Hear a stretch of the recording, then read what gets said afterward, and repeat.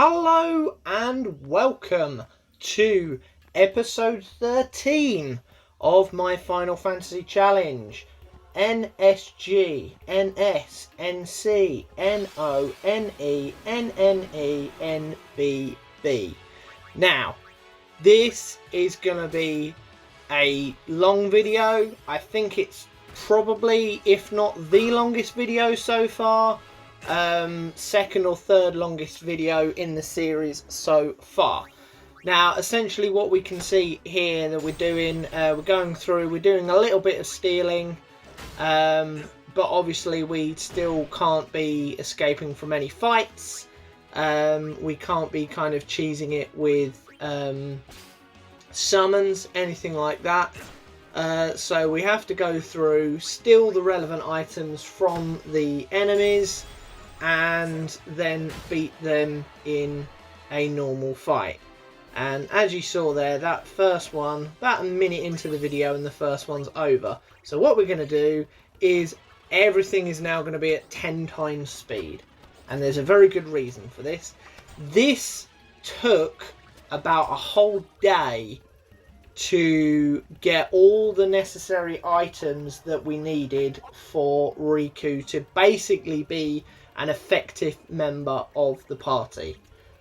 Obviously, up until this point, we have been able to deal about 270 damage with Auron, and then maybe around 300 odd with Lulu, if an enemy is particularly weak against a certain element or weak against magic. But going forward, normal mobs are going to take multiple attacks in order to kill. We're going to start missing things, even with Waka, and his attack is not great. And Tidus is already kind of missing stuff because his accuracy is not high enough. So we need Riku to be effective. How is she effective? Because of the use command that she has, thankfully, right from the start of the game.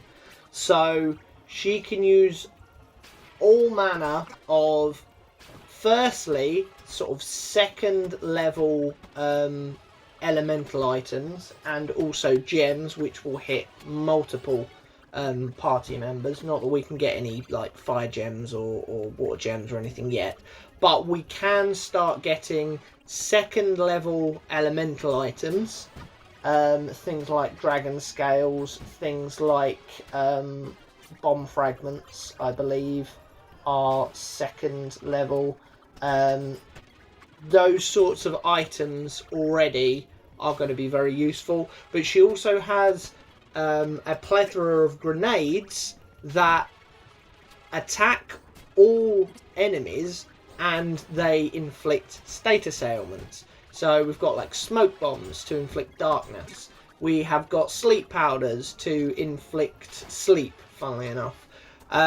We have silence grenades to inflict silence, and we have what is probably the holy grail item of this run, that although it won't work for absolutely every enemy, it will work for at least 3/4 of enemies, obviously not counting bosses. But we have the Petrify grenade, and this basilisk that's on screen at the moment is how we are going to acquire a lot of those items. But while we do the kind of item grind, we obviously need to make sure that we're not using all the items up that we're collecting at this stage of the game, because we need to kind of stockpile them for later. So essentially what we will have is a farming session now, before we get to Seymour, because then once we do Seymour, we effectively get kicked to Besaid, where we don't have Yuna and her healing capabilities. And then once we get back from Besaid and into Bevel, we're then pushed to the Calmlands. So we can't get to these earlier stages of the game. which is kind of a double-edged sword. It's good because the enemies are more killable, so we're not having to use so many items to kind of kill things, so we can actually farm items without using items to beat enemies, because again, we can't escape stuff. But we also are less likely to get decent items from these lower level mobs. Put it this way, we can get the petrify grenades from as far back as Kilika, from the Iperia, the kind of dragon, lizardy dragon thing. But it's a rare steal, and you're more likely to get softs, whereas from the basilisks, as I've said, it's a common steal. So at least on that first attempt, which is 100%, we'll definitely get a petrify grenade, which is great. Other things, the smoke bombs, we will get them from Garudas. We will also get them from the bird thing in this area, the Simurg or whatever it's called. But again, we can get them on on Besaid from the Condor. But again, it's a rare steal. But what we're gonna do is we are gonna go all the way back to Besaid to start with. We're going to try and get them from the sleep powders from the dingoes as well. We're going to try and stock up on some sleep powders, on some smoke bombs. But also from the water flan, we will be getting fish scales and dragon scales.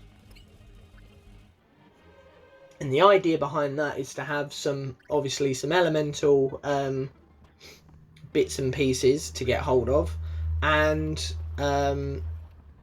also, we may get some of the rare steals if we're lucky here. But the good thing is, in this area, basically everything is one-shotable, and Riku won't come under quite so much danger. So it's kind of less of an issue, because obviously she hasn't got much health.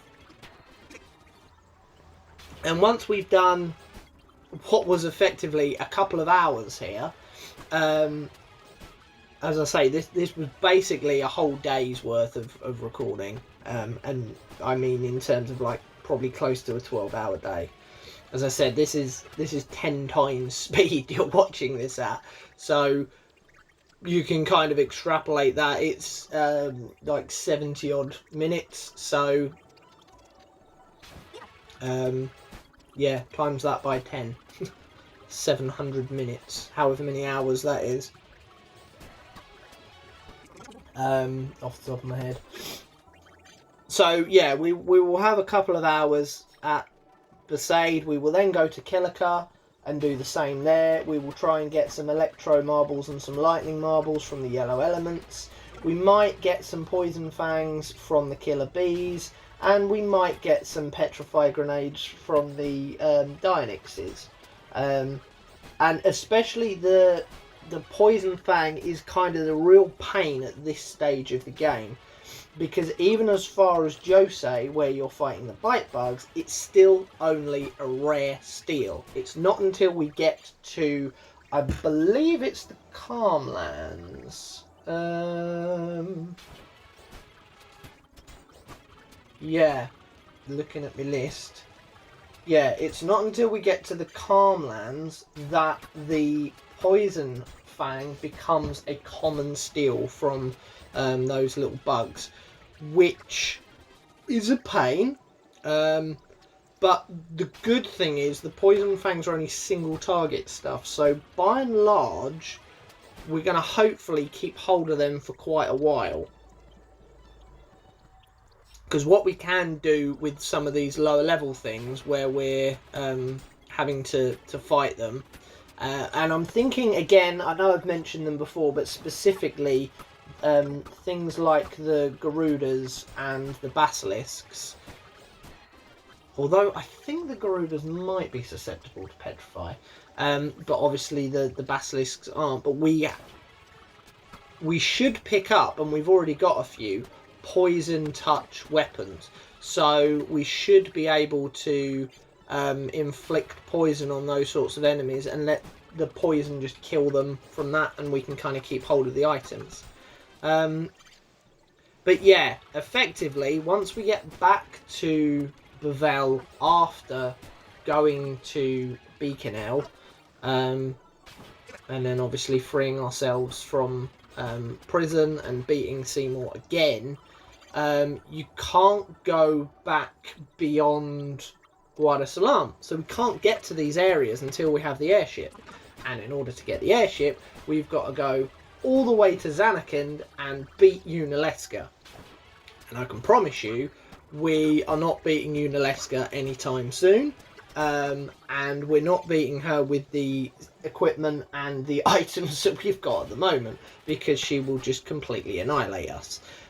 So we kind of need to do this farm now in order to make the Thunder Plains easier, in order to make Macalania Woods easier, in order to make Beaconell and the Calmlands and not so much Mount Gagazet, but up until the Calmlands easier.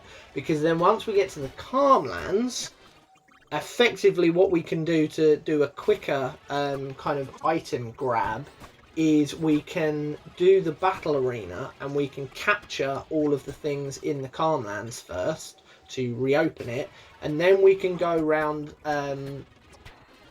the Macalania Woods and kind of ice area and the Thunder Plains, and then up towards Gagazet, and we can capture things there. And what we can do is we can kind of get round the whole game over or lack of a game over issue with the battle arena, and we can start fights with certain enemies, steal a load of stuff and get killed off really quickly rather than have to beat them. We can just keep dying and keep dying and keep dying, not inflict a game over, but we still get to keep the items that we stole from those monsters. So if there is a particular monster that we know we need again later on, and we will need a lot of them, petrify grenades, instead of getting because we won't be able to, the basilisk from Jose, we can get the anaconda from the Calmlands, and then we can pay to start a fight with the anaconda. We can then steal as many petrify grenades from it as possible. It then kills us, and then we get back to the menu again, and we can rinse and repeat that kind of fight. And that will be another farm that we have to do later. Obviously, we've got to go around and capture everything first. And again, obviously, capturing is going to be a lot more awkward because we can't boost up our capture weapons with like strength modifiers. We can't even put piercing on Oren's one. So we're going to have to whittle them down to nearly dead and then hit them with the capture weapons, which is a whole thing in of itself. But again, that's sort of midpoint way off into the future. And then we will be kind of exploiting that a lot come sort of the mid to end of the game, trust me. Because we are going to need to replenish these items again and again and again. I think when I first started this, I naively thought, oh, let's get 99 poison fangs and 99 petrify grenades and smoke bombs and sleeping powders. I don't do that. I think I get to maybe about 40 odd for each. Again, smoke bombs you can get later on.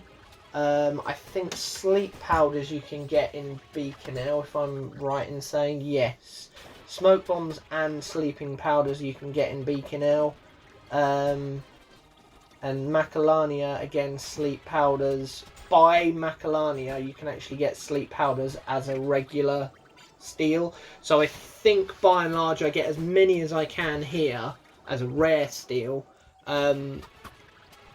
But yeah, I think really it's more the smoke bombs and the petrify grenades, because they are kind of guaranteed, or pretty much guaranteed as common steals, that we can kind of sort those out sort of at the earlier point. So yeah, unfortunately that's sort of all this video is. So I kind of, kudos to anyone that does kind of stick with this one. I'm kind of not expecting too many people to bother with it, but hey, it's part of the challenge. We need to rack up those items, and obviously I need to be able to prove that we're getting these items genuinely, that we're not kind of spamming stuff that we're not meant to be.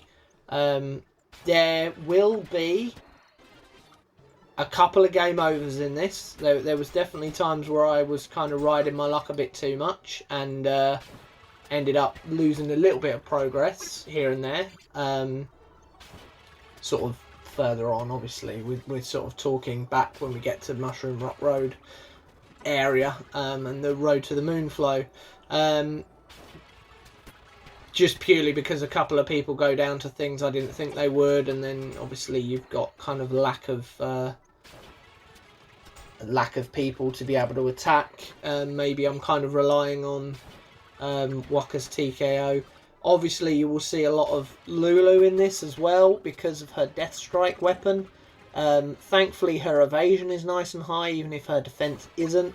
So that's sort of how we're getting through a lot of these fights early on. It's saving our items. We're able to then kind of one-shot kill a lot of things, either by stoning them or by just inflicting death upon them with Waka and Lulu. And then obviously Riku is doing her thing. But yes, the next video will be the Thunder Plains.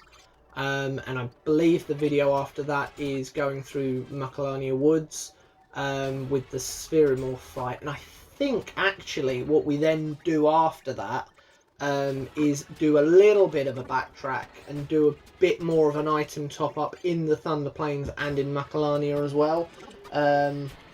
Mainly in the Thunder Plains for things like Chocobo Feathers, Lunar Curtains and Light Curtains, just so that we can cast Shell and Protect and Haste on ourselves a little bit, because they're the only ways we're going to be able to get those effects, and we are going to need them a lot in this playthrough, especially Haste.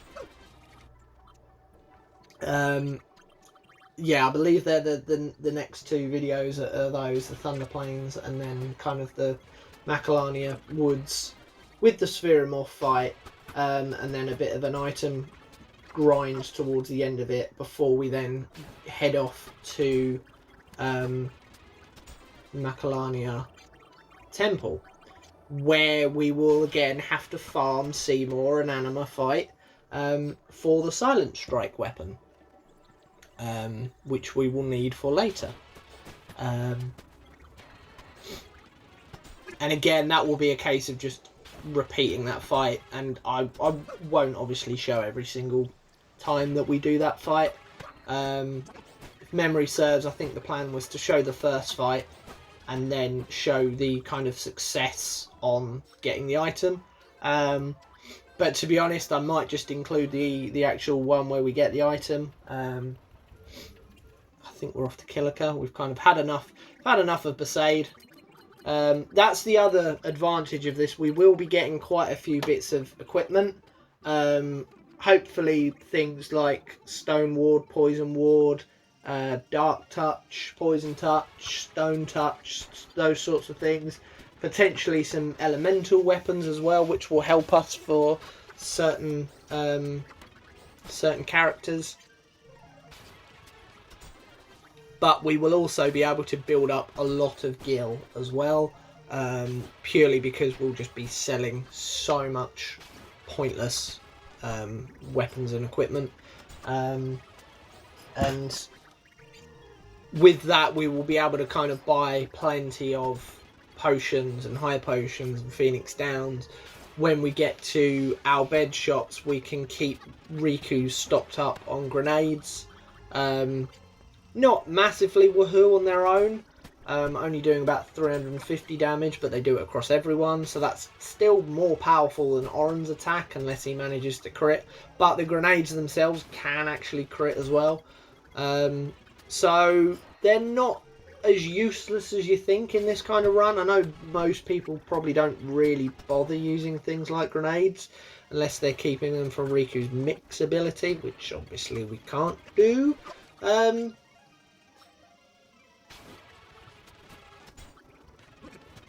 But yeah, that's sort of where we are really with it.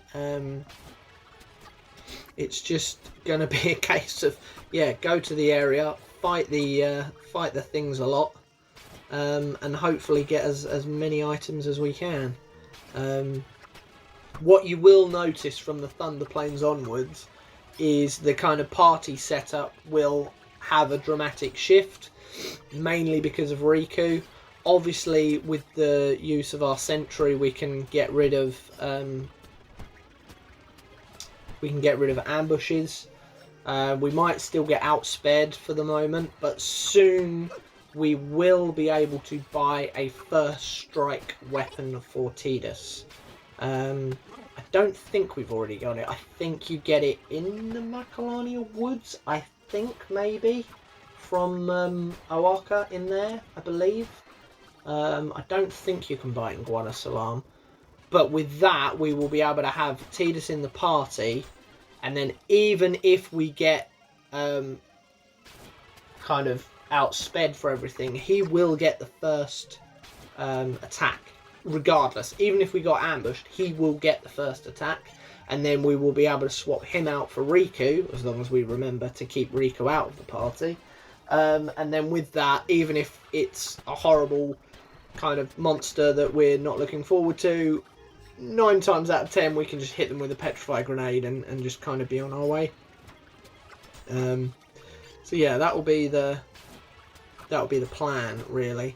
And that's why towards the end of this video it will just be running around getting in as many fights with anacondas, basilisks, as we can, just so that we can really stock up on those petrify grenades. I'm not entirely sure what I get to with that item, but that is certainly the kind of the main focus, is the petrify grenade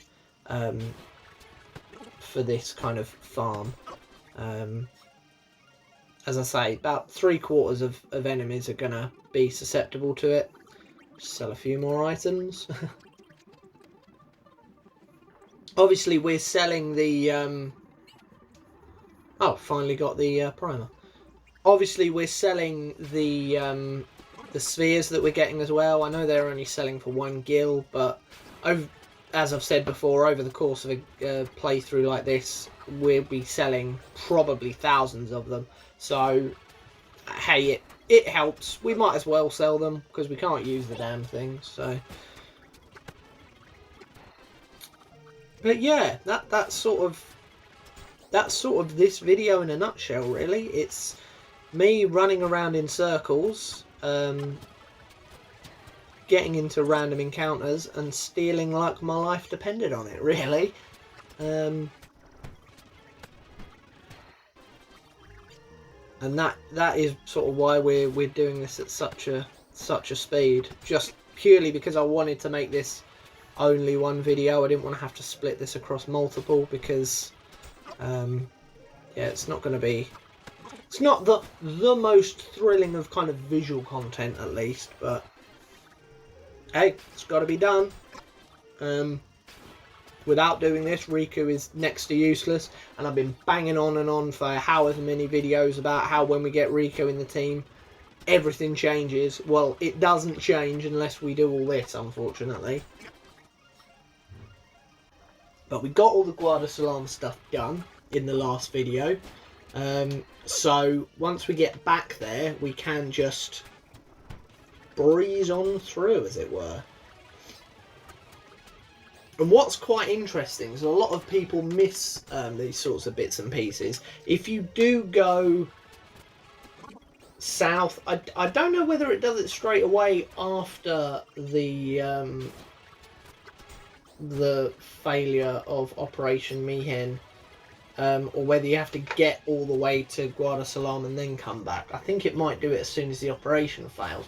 But you see a much larger presence if you come backwards along the Mihen High Road towards, in Lucca especially, you find a much bigger presence of Guado wandering around, talking to other NPCs and kind of being the protectors of people, being the new crusaders, if it were, being kind of the hope for the people, and kind of rallying the people behind the Guado as a race, and Seymour as well, purely because obviously the kind of protectors of the general populace, the crusaders, sort of tied themselves up with the Albed, tried to fight Sin, failed miserably, and a lot of them got wiped out for it. They're also then kind of seen as a bit treacherous because they went against Yevon's teachings. They were seen as ineffective because they got wiped out and Sin got away. So what you see if you go back, which a lot of people miss, because obviously you're meant to just carry on in a straight line, as it were, through Guadalcanal, through the Thunder Plains, through the Macalania Woods. You're meant to just carry on the road upwards. But yeah, if you do kind of double back to these areas, it's interesting to see the world shift. It kind of makes the world feel more alive and real, and it and the people in it are reacting to what has happened, be it obviously a positive reaction or a negative reaction, but they are reacting to what has happened. This massive, probably the biggest event so far, outside of maybe the attack at Lucca with all the fiends getting released. But again, front and centre of that was kind of Seymour stepping in and kind of saving everyone, almost like he did it on purpose. But now this big event has happened. It has kind of really affected the world, and then you see the world and its inhabitants shift, and it just makes things feel more alive. It makes the world feel more real, because that is a natural kind of cause and effect thing that you would kind of expect. And it's nice that they put it in, probably knowing that certainly on the first couple of playthroughs, 90% of players are not even going to know anything about it. It's not going to be until you get those repeat playthroughs where you then get a bit curious and you go, well, instead of going the way the game wants me to, what happens if I do this, just to kind of see what's what. That's sort of when more people will kind of view those bits and pieces, which, I mean, you've got to be pretty sure on the product that you're putting together, because you're putting something in that most people won't see, possibly even ever, because they just won't bother ever going backwards. Even if they do repeat the playthroughs, they'll still kind of do a similar thing. But any that do go back are probably doing it on a repeat playthrough, so you're kind of banking on people playing your game multiple times to find out as many bits and pieces about it. But you're also kind of working under the assumption that most people probably won't even see it anyway, but you still bother to put it in. I don't know if that's the kind of thing that Square would bother doing now. And a lot of game companies probably wouldn't bother. They'd just be like, no one's going to see it. No one's going to go back and find that stuff out. No one's going to interact with any of that. So what's the point of us bothering to put it in? Which is, I think, why I'm so taken and I still play all the time Baldur's Gate 3. Because the random conversations and interactions that you can have with people, and if you do X instead of Y, then that leads you down that different road, and you get different reactions from people. Aha, time to go to Mihen. I think we get the Jupiter Crest as well. Yeah, there we go. Again, obviously we can't upgrade the Walker's thing fully, but we might as well try. Can we start getting any decent items here in Mihen? Not really. No. Again, we can get the Petrify Grenade. Oh, we can get Arctic Winds and Bomb Fragments. That'll be quite handy to add to our Lightning Marbles and our Fish Scales and Dragon Scales. So we should be able to then get sort of all 4 of the elemental items. I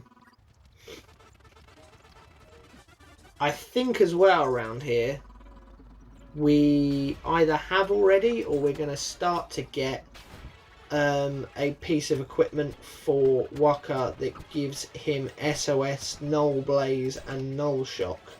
So his Null Blaze alongside Tidus's Null Blaze will make things a hell of a lot easier in the kind of Mushroom Rock area against the red elements and the Fungars, because obviously any fights with any of them, once they're the only things left, once they're in yellow health, they'll be immortal.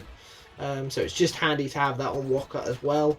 And also there are enemies there that do the Gandharara, whatever they're called, the kind of weird purple floaty things. They do thunder damage. So if Waka is immune to both when he's in yellow health, that will be very, very helpful. Oh, this isn't looking good. Oh, managed to get out of that one. That looked a bit dodgy. I think that was for the Mars crest there as well. I think as well the idea with this was to see if we could get drops from bombs, any kind of bomb weapons. Mainly because, oh yeah, we have got it there with Waka already because he's equipped it. So they're both immune, which is handy against the bombs. But obviously, if you get weapon drops from bombs, they've got a kind of inbuilt attack bonus kind of already within them. I don't think I ever managed to get a weapon drop from any of the bombs, at least not for anyone that would actually use a weapon. Not any of the guys. May potentially get one for like Riku or something, but certainly not Oren or Kimari or anyone, which is a bit of a pain because again that little bit of a damage boost would be greatly appreciated, but yeah, we don't get lucky enough with that, unfortunately. I don't know if you saw on the boat when we went back, I think to Kilika, I think it was, or it might have been the one all the way back to the Sade, the seagull mission there, finding out how many seagulls there were. I think the answer was 11. You get an ace wizard for Waka, which increases his magic by 5% and 10% and 20%. Which obviously in this kind of a run through is absolutely pointless, because all he can do is dark attack and normal attack. So I think we ended up selling that for about 10 or 15,000 gil, something like that. It's a pretty decent amount. Obviously on a normal playthrough you might want to keep hold of it if he becomes particularly sort of magic usery, because he's not got very good strength, so you might kind of cater him towards that, but who knows. Yeah, I think we're really trying to force the bomb scenario here, and yeah, I don't think we really ever get lucky enough, annoyingly. Gives us a few more bomb fragments though, which is always good. Sell a bit more crap. What's that? 40,000? Yeah, bought some more stuff, so about 31,000. So we're getting there, bit by bit.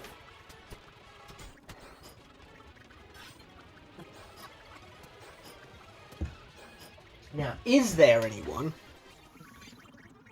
who has tried this challenge themselves, has decided to start the challenge, or has kind of given it a go in the past? If you have done, where are you in your challenge? If you are trying it at the moment or have recently tried it, if you have tried it in the past, how far did you get? Did you manage to get all the way through? And did you kind of keep to all of the rules of the challenge, or did you do a few kind of sneaky overdrives, or a few kind of sneaky escapes anywhere down the line? Or were you kind of strict and straight as an arrow and kept to every single rule? I am kind of missing the ability to do Blitzball, if I'm being honest. That would be quite nice to get to that. Oh, it's a little pause section. I must have disappeared briefly, maybe to get myself some lunch or something. Maybe, I'm not sure. There were a few of those. I thought I'd edited them all out, but obviously at 10 times speed, they only last a few seconds. So there were a few of those instances where I got to a point where I just needed to kind of walk away from the TV for a few minutes, even if it was to just grab a drink, or just have a bit of a breather, walk away from the telly for a minute or so, because it certainly was a long old slog of a day. But I think that's why I kind of did it all in one big chunk, because I just needed to kind of get it done. It was a case of the quicker I can get all these items under my belt, the sooner I can make Riku effective, the sooner I can then push on. Because as I said, without that, she's just going to get killed all the time. Like, it's pointless. Mushroom Rock. I think we're probably due a game over soon. So I'm pretty sure we do get a couple. They weren't, as I say, they weren't really likely. Maybe we could have done against the dual horns on Mihen High Road, but generally speaking, this is sort of the more likely area. Because they are a pain. Oh, in fact, there is one there straight away. As soon as we get into this area, completely underestimated the power of these monsters, especially with like Tidus left on his own.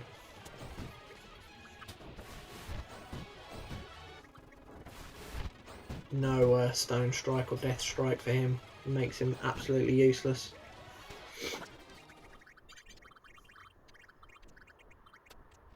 I think what's annoying as well is these fungars are a really good source of silence grenades, and the early kind of place to get them. In fact, I don't think we can get them yet until the Calmlands. I think this is the only spot we can get them before the Calmlands. I've got a nice list in my hand here of all what you can get from different monsters at different areas. So we kind of have to, when we get into a fight with those, we have to kind of pick everything else off first, leave just that, try where possible to at least have Tidus or Waka in the group with kind of critical health, and then steal from it, because obviously if it puts everyone to sleep right at the start and you've got other monsters there, you're just going to get demolished, because a lot of the monsters here are magic based. Like, you got these, you've got the red elements, you've got the don't think you encounter the thunder flams here, but again, that's another magical thing. The Gandawara, magical. You've only really got the Rapture, the Lamashtu, and the Garuda that will do physical attacks to you. But obviously the Garuda, very, very strong, but I was going to say probably not in the fight with these, but that's not true, because remember, we actually did die to that kind of setup. I think there was at least a Funguar and maybe two of them and a Garuda when we hit our first game over when we were doing the guild grind here. So yeah, that's a lie. Oh look, and another game over. So damn mushrooms, you know. I think I was hoping for Waka to go into yellow health there, but because he was in white health but had lost a little bit, the magic was able to finish him off, annoyingly. But yeah, they are the kind of the only things to get silence grenades from, and we definitely want a decent amount of silence grenades. But yeah, we need to kind of take those other two things out. There we go. Now if we get kind of set to sleep, it's not so much of an issue. I think that's why there are a fair few game overs here as well in this area, because you kind of need to ride that balance with Waka and Tidus of keeping them in the yellow health to get the Null Blaze, but obviously they could potentially die before you get to that point if you've got a Raptor. Obviously they're able to petrify you as well, which is a problem. So it's fiddly. You kind of want to keep them healed up, or keep the others healed up where possible, but yeah, not if you can kind of help it, sort of situation. It's one of them, really. It's a bit of a funny one.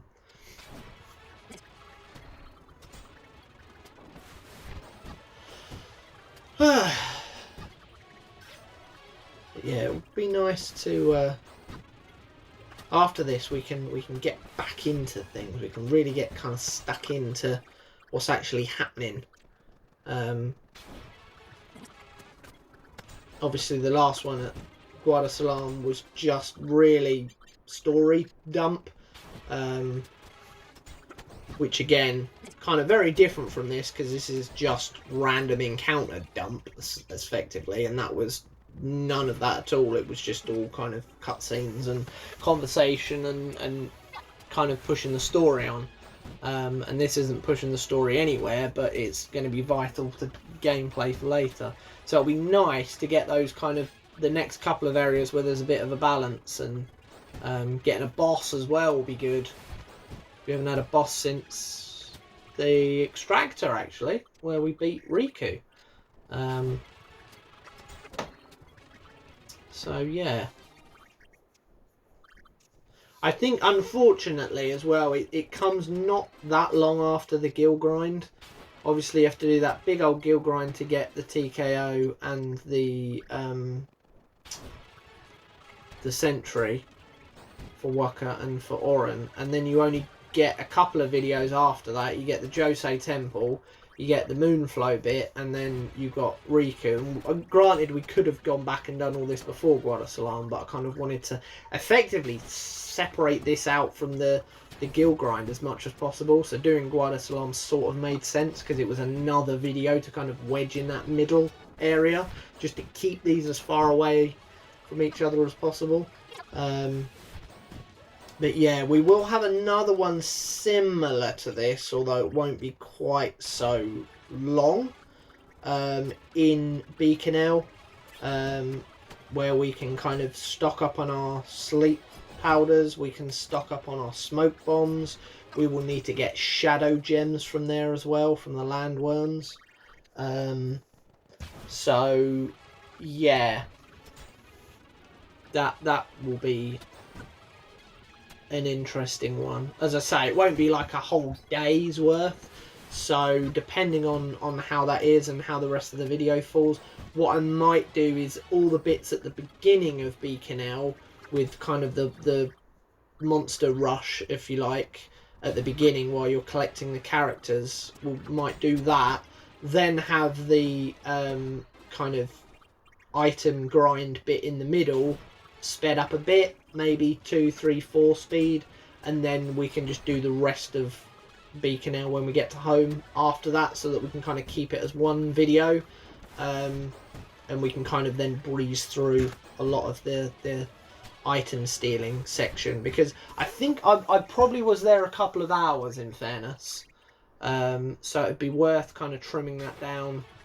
Obviously, if it's go on, blimey, yeah, even if it was an hour at 4 speed, you're still looking at 15 minutes, so maybe we will do that at 10 times speed as well, just to kind of bring it down to like 5-10 minutes, something like that, because we will have sort of stuff happening either side of it, so we can kind of have actual stuff, then just kind of get through that bit, and then the stuff at the end as well, which will be good. And then obviously we'll have the airship, so we'll have air for a fight, which should be fun, and we will have then the kind of the bridge at Beacon L excuse me, going then into the Cloistral Trials, and then the Via Purifico, and then the high bridge fight against Seymour. So there'll be that definitely will be obviously split up, because kind of Seymour on his own potentially could be an entire video, just purely because of how you have to fight him, and we'll get to that when we get to him. Yeah, we are drawing kind of towards an end. I think we're just kind of really needing to go to yeah, the kind of Jose High Road section for now.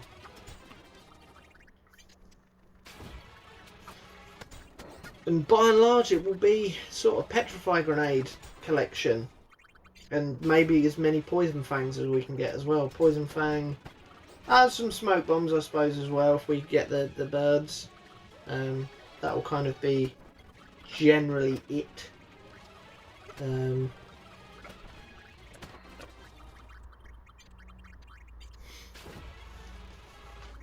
We'll sort of see as we go.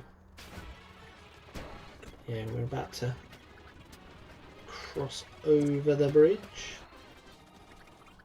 I don't know if anyone saw as well, when we came back this way before, I stupidly went up to Mihen's statue. I don't know why I thought that I would be able to do anything with Oren's celestial weapon at that point, because obviously you have to get his rusty sword first from near the Cavern of the Stolen Faith, and then kind of take it there later to sort of charge it up, but for whatever reason, I stupidly decided, let's go over here, and got myself into about 2 or 3 random encounters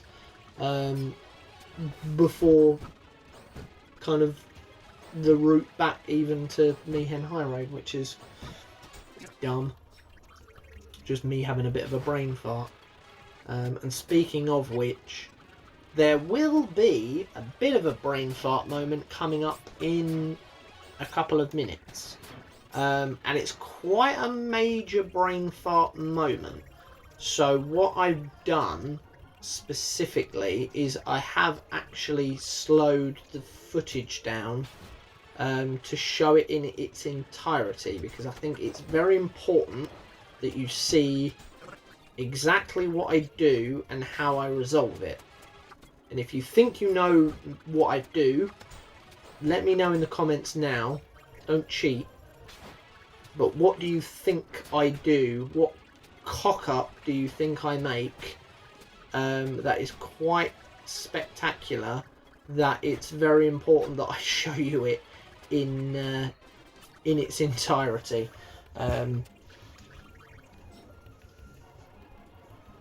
Haven't done it yet, and if memory serves, I don't think I've done it since this either.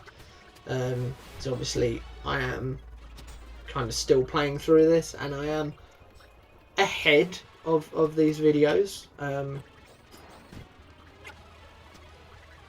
fairly decent amount ahead. But yeah, let me know in the comments what cock-up you think I do that's quite significant for this particular playthrough. Under normal circumstances, wouldn't really be an issue, but it's quite a doozy.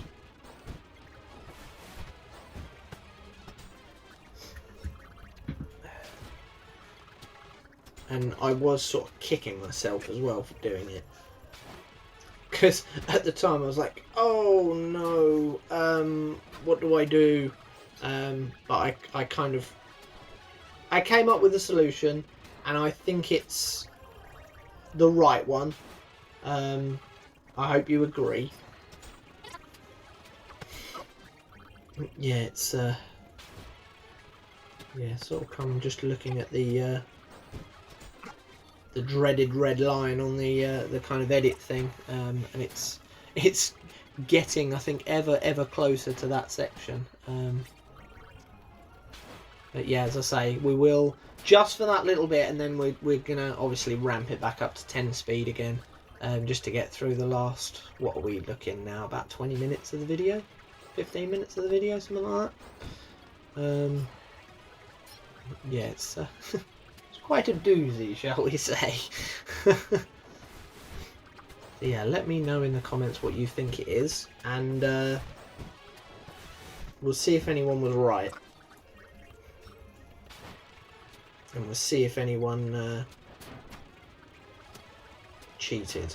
I think it's just about to happen once one of these basilisks dies. That's the clue, and it will be very obvious what the problem is when you see it.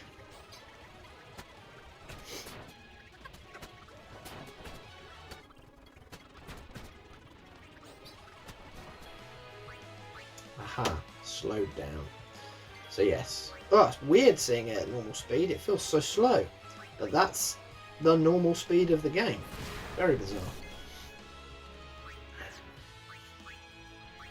Yep, there it is. I summoned Valfor. By this point, I'd spent so many hours doing bits and pieces. Obviously, I have saved as I've been going along. But now I think this is fair, and if anyone says otherwise, I might have to have words with you. But effectively, what I've done is I've summoned it. I then immediately dismiss it. So it didn't soak up any attacks. I didn't attack with it. I didn't use its overdrive. Effectively, what I did there was I wasted Yuna's turn.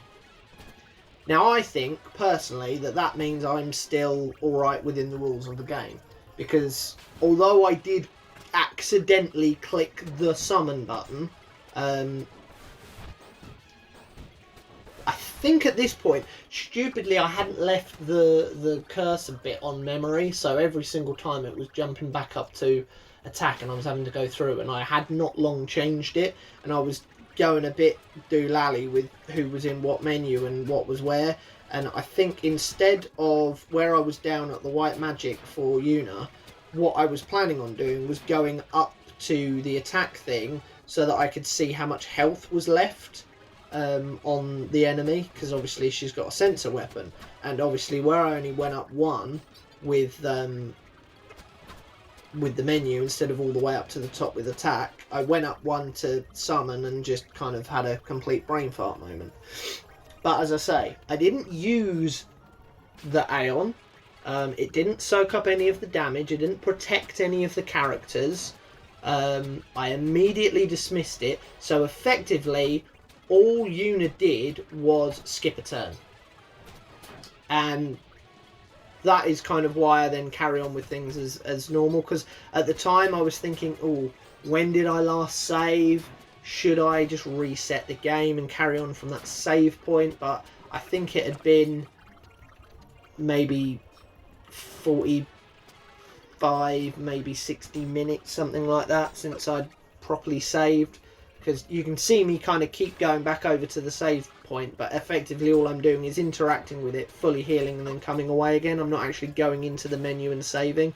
And it was just a case of, I've got so many more items, I've got so many more drops of stuff, I can't be bothered. I'd already lost a bit of progress with a couple of game overs where I hadn't been saving frequently enough, and I just thought, for the sake of that, I'm not prepared to reset the game and go back another potentially close to an hour and go through all that again. As I say, I did click on the summon button, but I didn't actually use the Aeon in any meaningful way. It didn't give me any kind of advantage. I think, if anything, it kind of screwed up my turn order a bit. So, yeah. I'm still counting this as within the rules. I'm not prepared to kind of say that that is a fail on my part, because I didn't actively use the summon command to kind of benefit from it at all. But yeah, did anyone kind of see that coming? It had to happen at some point, and it was kind of more likely to happen in this kind of scenario where obviously you're kind of going through the same actions and the same commands again and again and again. And by this point as well, the enemies are strong enough so that they're not just kind of dying quickly, which is a pain. So you're having to kind of go through the motions of especially things like basilisks that don't just die to the TKO. I mean, you might get lucky with Death Touch maybe, but obviously I'm kind of wanting to keep them a little bit alive as long as possible so that I can steal more Petrify grenades off of them. So yeah, some of these fights are lasting a good few minutes, and when you're doing fight after fight after fight after fight, obviously for hours and hours on end, it just, yeah, it got to a point where my brain just kind of left my body at that point. It just wouldn't do what I wanted it to do. So yeah, shoot me.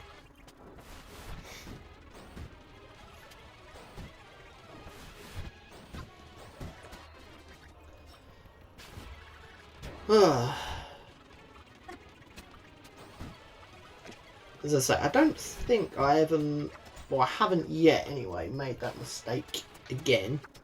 I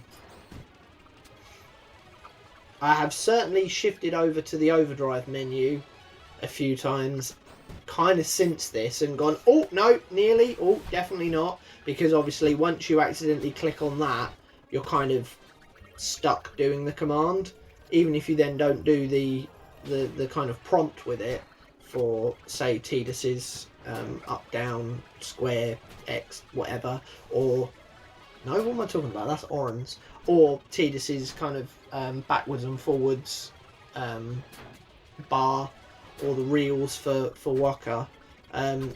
Even if you kind of let the timer run out, they will still then do an action, which is part of their overdrive. So if I were to ever kind of make that sort of mistake, then that would be a case of, sorry, but we've got to reset, basically, because that is that's kind of actively going against the rules, because you can't undo it once you've done it, if that makes sense.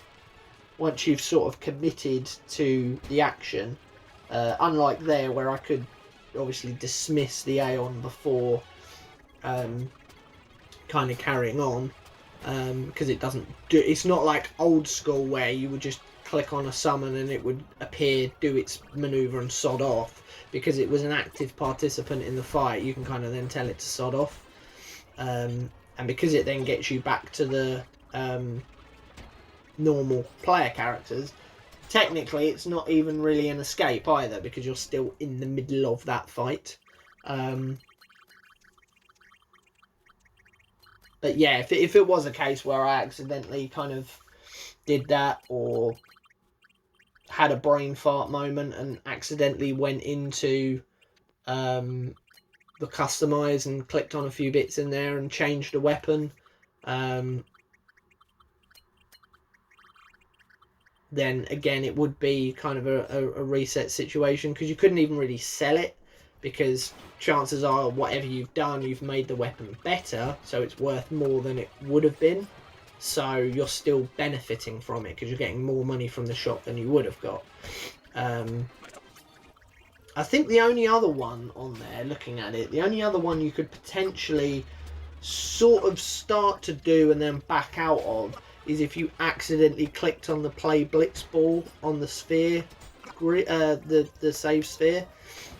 You could potentially kind of open up, and I think does part of me think I may end up doing that, or have done that, maybe early on in the challenge. But again, once you've done that, you then go into the menu to kind of select the tournament or the kind of match type that you want to do, but you can just exit out of that immediately back to whatever map you were on beforehand.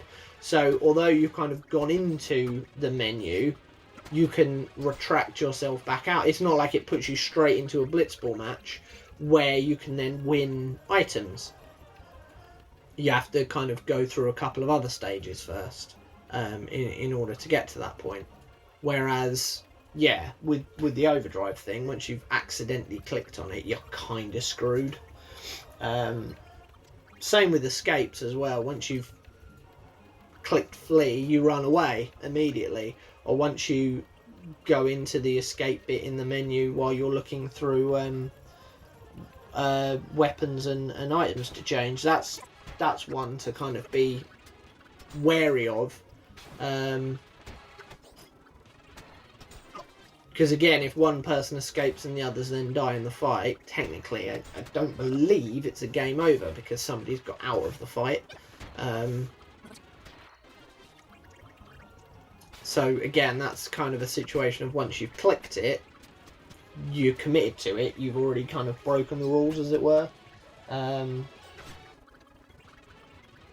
But with this, thankfully it's not really too much of an issue.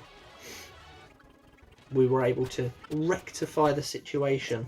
Oh, and there's another game over. What's annoying there as well is that was a good chunk of progress made. We'd got quite a few items from various things on the Moonflow. We'd interacted with a few shops, sold a few bits, probably bought a few bits. We might have even got some decent item drops from certain enemies. Yeah, and we lost it all. Because again, we're really trying to not use items where possible. Although, having said that, when we get into the things with the Basilisk, it is quite handy because you can just use a Petrify Grenade to get rid of the other mobs. And then you know you're going to steal one back off of it anyway. So if you get a couple of steal, if you get a 50% and a 25% steal, even though you're using one, you're then gaining two, so you're still kind of up on the fight, which is handy. But the vast majority of them come in pairs here, so you're kind of getting two straight away because you're getting 100% steals, which is good. And they are quite susceptible to poison and darkness. And obviously I've got poison touch weapons, I've got dark touch weapons, I've got dark attack as well with Waka if I absolutely need it. And if things are going a bit wonky, then Lulu can always kind of trot out the death touch where it's needed. So it's weird. I felt quite safe when you fight against them because they keep trying to stone you, and even Stone Ward is pretty good at protecting you against that. Yuna has a stone proof item, so if she's in the fight, she can't, like, you can't die to petrification. And obviously she's got a Suna, so anyone else that does is fine. But by and large, Stone Ward equipment kind of keeps you relatively okay. And when you come into so many encounters with them, you're bound to get stonewalled for most characters. And yeah, they then come forward and do like one attack, which does, I think, a couple of hundred as a hit. So yeah, they're really not that problematic, to be honest. And then as a bonus, you get a load of petrify grenades from them. So at this point, that was kind of my favourite fight to get into. Steal a few, poison them, dark them as well, ideally, and then their physical attack doesn't do much either. I don't know if the dark affects their kind of stare attack that they do to stone you. I'm not sure if that lowers the accuracy on that. But they seem to miss quite frequently, I think, due to Stonewalled, which was handy. And yeah, if there's not two of them together, often they're with the old mushroom dudes. So you can get rid of them straight away with the petrify grenade. They then don't put you to sleep. And it's happy days. And at this end of the road, more often than not, as you're seeing, you just get two of them at once, racking up those nom nom nom nom nom nom nom lovely petrify grenades. Lovely, lovely, lovely. The only reason the Anaconda's better is because sometimes you're able to steal two. In the old Carmans.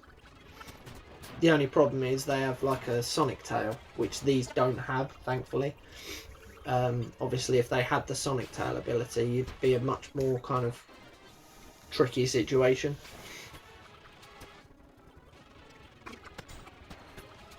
Oh yeah, more smoke bombs from them. So yeah, we should be, we're kind of tying things up a bit now, which is good. Kind of getting towards the end of everything. So yeah, this definitely will then end up being our longest video. May even end up being just the longest video ever in the challenge, to be honest, depending on how I kind of break up the other sections. Maybe there might be some bosses that kind of end up kind of going over that hour mark and kind of challenging this one for how long they are. Maybe.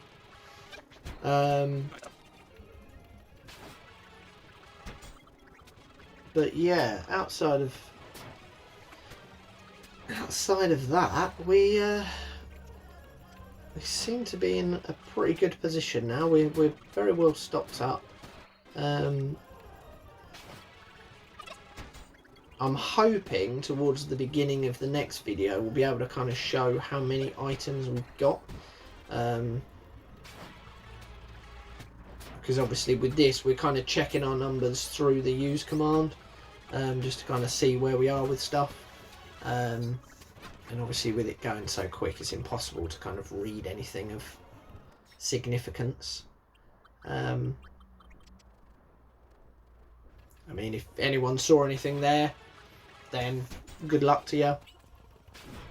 As I say, it should have been around kind of the 40 odd mark, maybe 50 odd mark. Probably a few more for petrified grenades and maybe smoke bombs, because they were easier to get hold of. And as I say, this will be all the petrified grenades I have until the calm lands. I won't be able to get any more until the calm lands, hence why at the moment we're seeing I'm still using Wakka's TKO, purely because I want to hold on to as many of these items as possible. I do not want to be using them all up now, because we're still in kind of the easy early stages of the game. So why go through the rigmarole of getting all those items to then just use them all up again? But yeah, we've got kind of the final stretch now, just outside of Guadasalam. There are a few treasure chests here that we can get things like mega potions from. I think as well as a rare still you were able to get silver hourglasses, which the only other way you could have got them was as a rare still from the Lamash 2,